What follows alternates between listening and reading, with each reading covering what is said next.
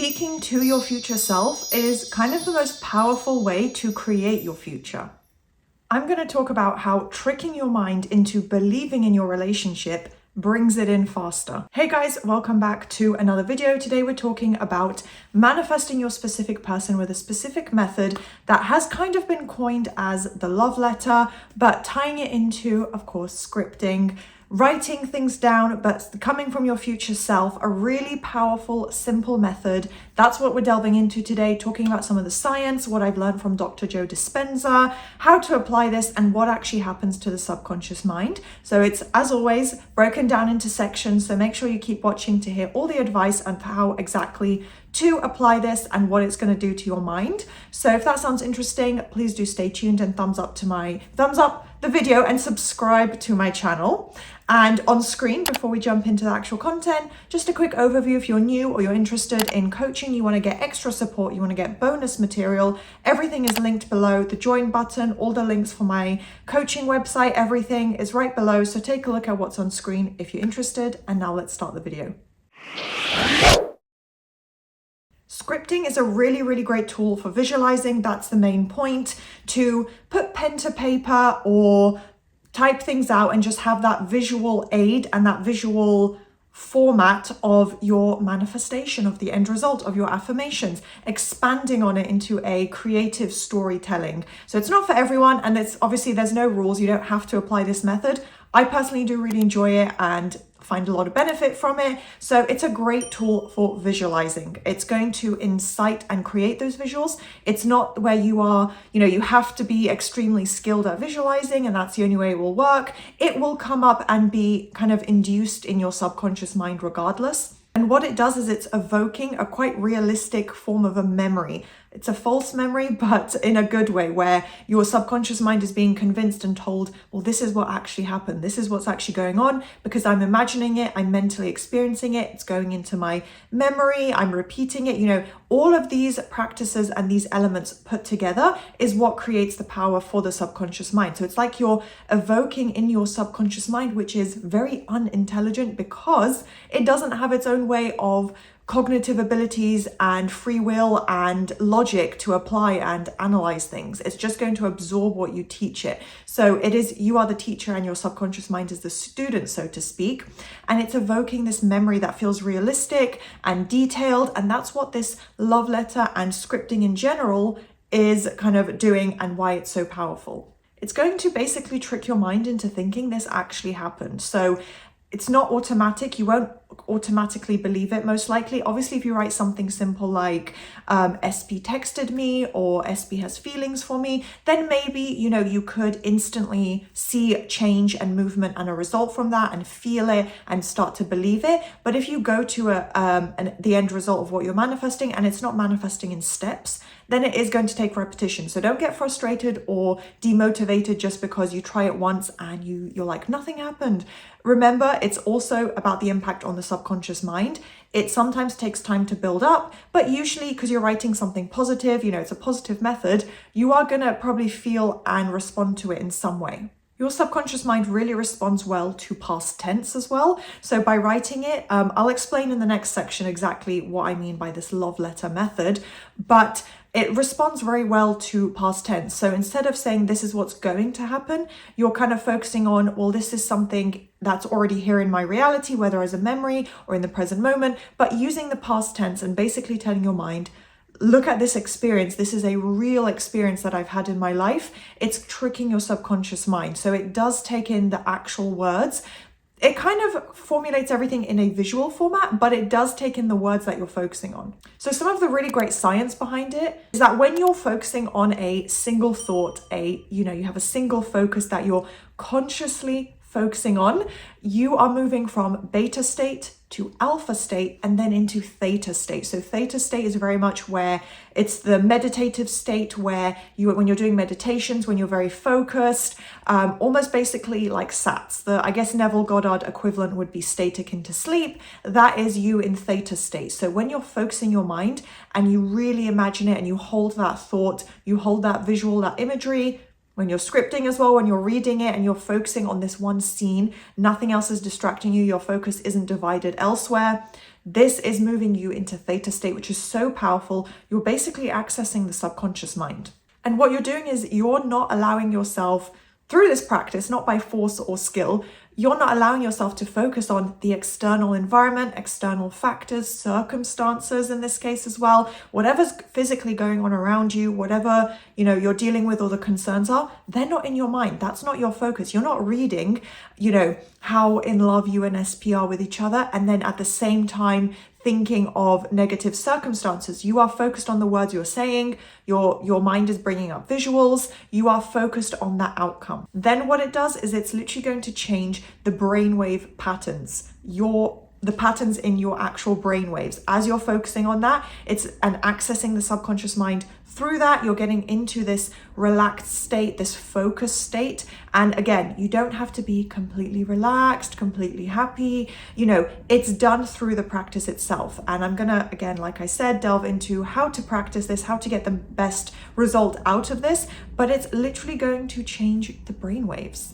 And to summarize, as I said, because you're accessing the subconscious mind, it's literally going to change patterns, thought patterns, habits. All of this is being adjusted because you're focusing in that moment, not, reacting to what's going on around you. You're focusing on this one idea, this one outcome, this one thought. And it's fine if there's, 10 to 15 sentences in your scripting, in your letter, in what you're writing, but the outcome is, look at this amazing relationship with SP.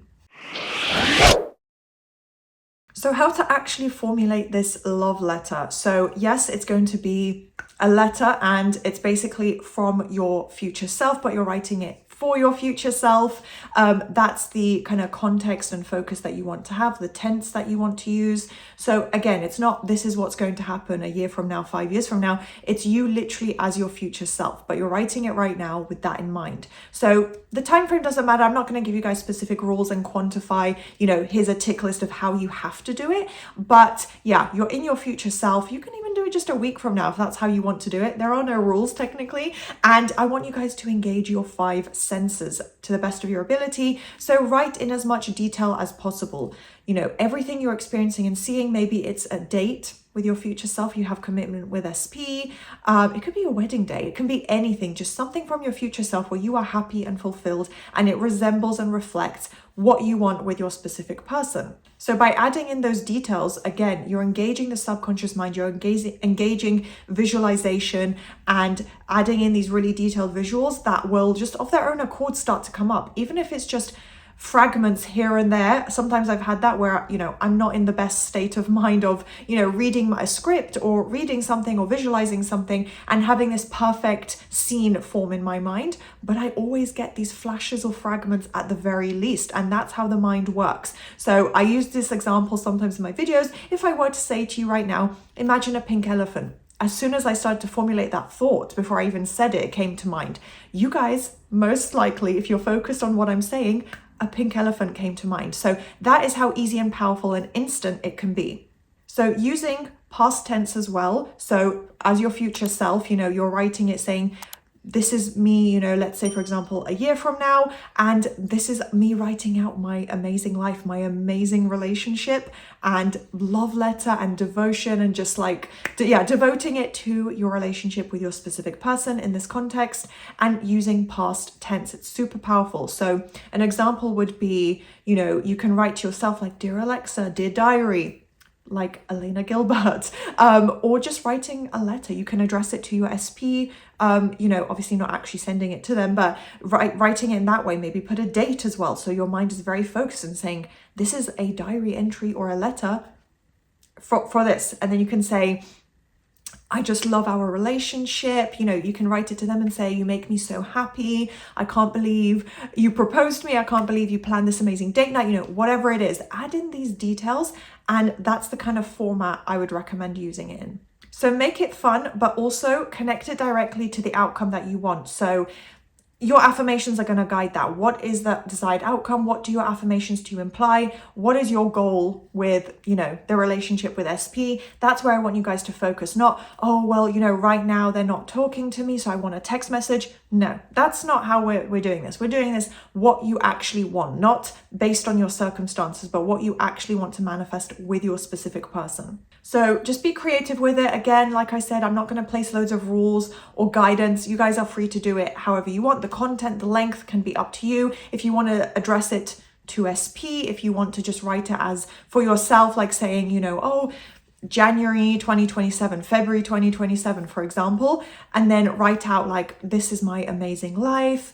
You know, I'm here now as my future self, and this is exactly what my relationship with SP looks like. You know, there's lots of different formats you can do it in. Do what resonates best with you. Now, a little extra practice before I move on to the final section of my advice is to maybe apply mirror work. This can be very, very powerful. Again, tricking not only your thought patterns, your neural pathways, like brain waves, like everything is reconnecting, recalibrating as you're doing this. So with mirror work, as you do this, it's going to focus your conscious and subconscious mind on thinking, I'm looking at myself, I'm speaking to myself, you know, and I'm reading out this amazing experience that is mine. I am commanding it as my own experience and my own memory. So it's really powerful. Mirror work is a really great, there's a lot that goes into it. And I have other videos that delve deeper into it, but it's a really great practice. I usually recommend it to clients with self-concept work, but you can do it for anything. It's a great confidence boost.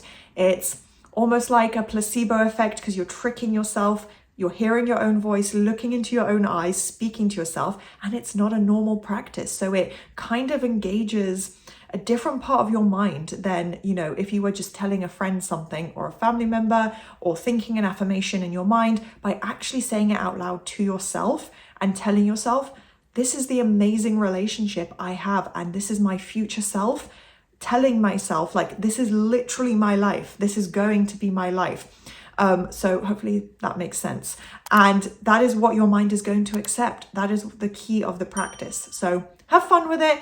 Engage your subconscious mind with visual imagery, with detail, reading, you know, the script and the letter back to yourself out loud.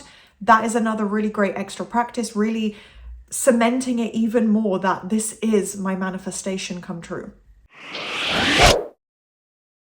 So to really stay on track and stay focused on this end result, which is what you want to do, you don't just want to write it once and then completely, I mean, you can, but you don't want to just write it once and then give up and not focus on that outcome at all. I would recommend just every now and then, you don't have to do it every single day, rereading it to yourself in the morning, before going to sleep, at night, just something like that. Like every now and then, pick it back up and remind yourself when you feel motivated, when you feel inclined to do so. Read it back to yourself. Like I said, with mirror work, maybe first thing in the morning, well, not first thing necessarily, although your state of mind is a good point for when you first wake up to do this, but you can do it at any point really. In the morning, maybe every now and then just say, oh, do you know what? I have time and I feel like reading my letter back to myself. This is my future self. Let me anchor myself in the present moment into this experience and say, yes, this is my future self. This is what is true. So think of it like this. If you knew that your manifestation was guaranteed to be yours a year from now, wouldn't that just make everything perfect and prove how everything is going to unfold as it's supposed to lead you into that amazing relationship and end result?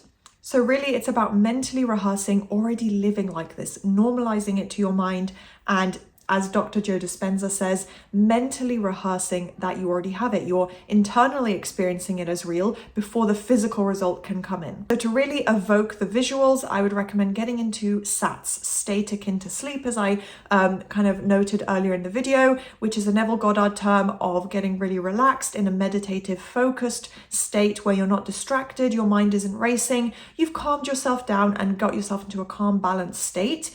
This again happens naturally in the morning, before sleep, random times throughout the day when you're just kind of zoned out and relaxed.